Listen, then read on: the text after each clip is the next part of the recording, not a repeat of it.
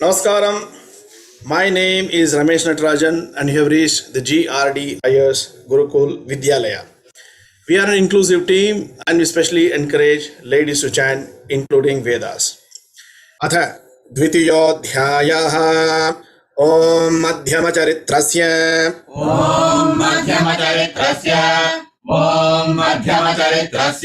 विष्णुर्ऋषिः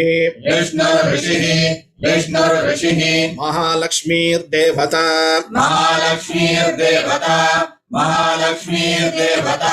उष्णिच्छन्दः शाकम्भरी शक्तिः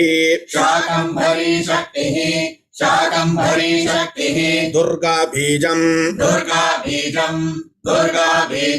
वायुस्तत्त्वम् यजुर्वेदस्वरूपम् श्री महालक्ष्मी प्रीत्यर्थम् अर्थार्थे जपे विनियोगः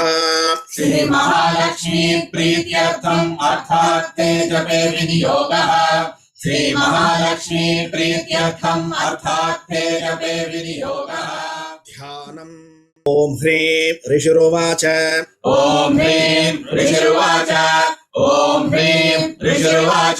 देवासुरमभूत् युद्धम्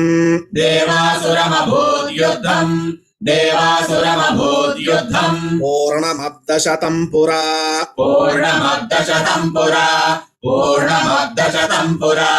देवासुरमभूत् युद्धम् पूर्णमब्दशतं पुरा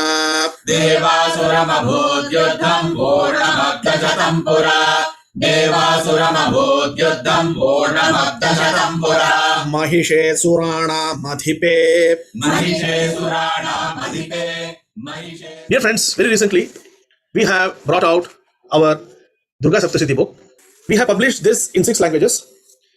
This is in Sanskrit and I'll also show to you in Telugu, in Tamil, in Malayalam, Kannadam and English. These 700 shlokas of Durga Saptashti are as per Guptavati, the magnum opus of Sri Bhaskara Rai. These books are available in Amazon, India, and if you are living in North America or anywhere else, you can always get someone to deliver it to you, buy it and post it to you.